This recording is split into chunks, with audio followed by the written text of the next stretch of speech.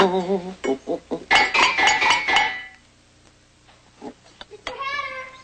Hare, are you up there?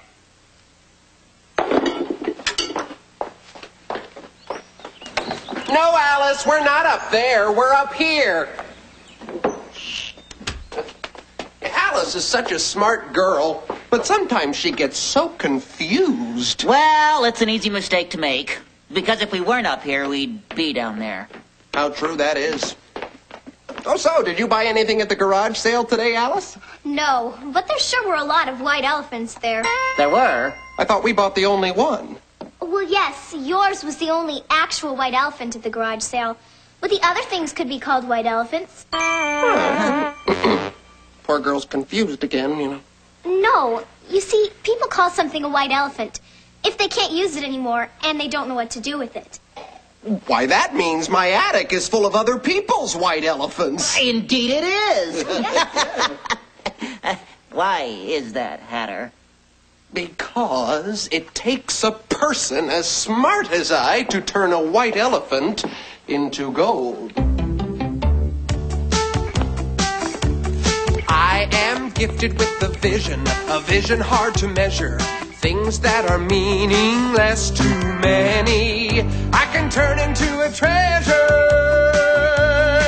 You say nobody wants it, it'll never be sold. Just give it to me, I turn white elephants into gold. Here are many examples you see. Wonderful works that are transformed by me. A little of that and a little of this. What more you once will now bring you bliss. You say nobody wants it, it'll never be sold. Just give it to me, I turn white elephants into gold. I must admit it to myself, I don't know the reason why. I confess it with great modesty. I'm a very brilliant guy. I'm a very brilliant guy.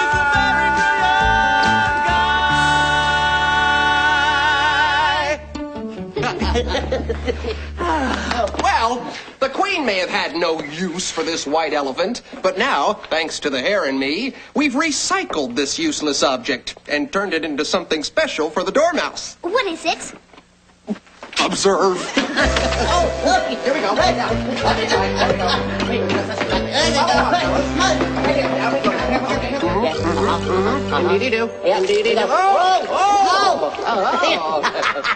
How's the water temperature? I'll check. What's the thermometer say? It doesn't seem to say anything. Hare. Oh, I'll just read it. Oh, the water's just right. Oh. A bathtub for the Dormouse? Oh, something much better than just a regular bathtub. I'm ready. Introducing the Dormouse Whirlpool Bath, designed especially to massage those mousy muscles. Why would a little Dormouse have sore muscles? Hey, Dormouse is no teapot potato. He jogs hundreds of millimeters a day. Okay, let her rip. Oh, yeah. All right. Okay. Yep, ready to go. Ah, this is delicious. Yeah. Delightful. Yes.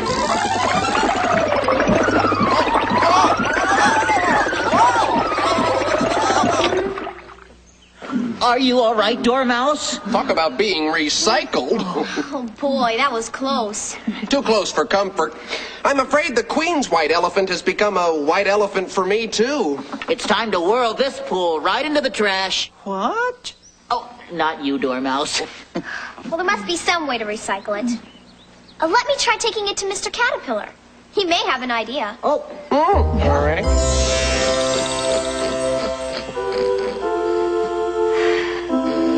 Oh, Mr. Caterpillar, I have something for you. Oh, why, Alice, you really shouldn't have.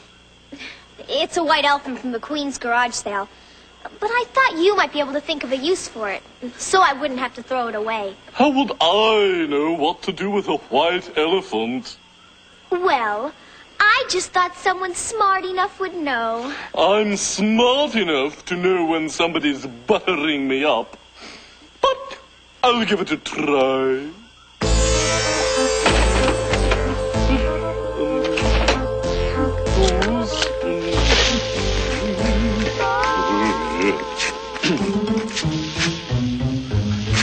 A barbecue grill? I knew you'd come up with a use for the white elephant. Yes, and my new improved design sends all of that awful smoke through the elephant's trunk and keeps it out of your face. Wow. I guess even elephants can be improved. With a little imagination. Indeed. And while our burgers cook, let me read you a story about another elephant. Once there was a very large elephant named Betty. I said a very large elephant. Being such a large elephant, Betty was always hungry. She was especially hungry for her favorite food, peanuts. It seemed she could never get enough peanuts, so Betty took the last of her money and bought a tiny peanut bush. She planted it in the ground and waited patiently for a huge crop of peanuts. She dreamed of all the yummy dishes she would make with her peanuts. Peanut butter, peanut brittle, peanut soup. But then a very strange thing happened to Betty's peanut bush.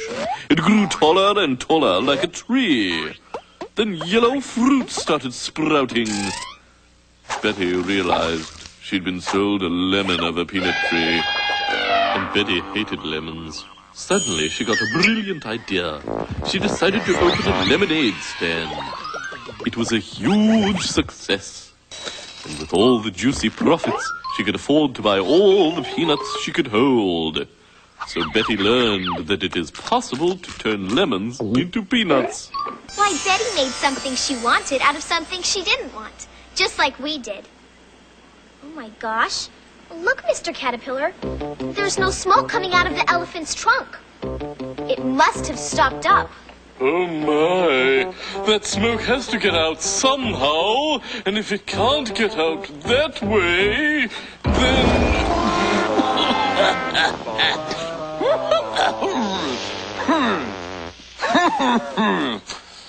Alice, I'm afraid this elephant can be hazardous to your health.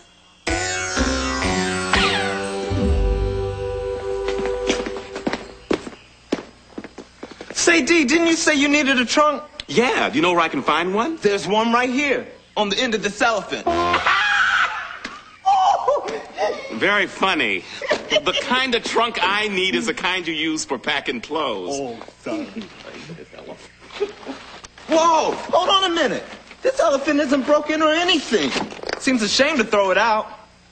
Well, if you're looking for any ideas on how to use a white elephant, I'm afraid I'm a bit dry right now. Then get a little rain on the brain. Rain on the brain? Sure. Haven't you ever heard of a brainstorm?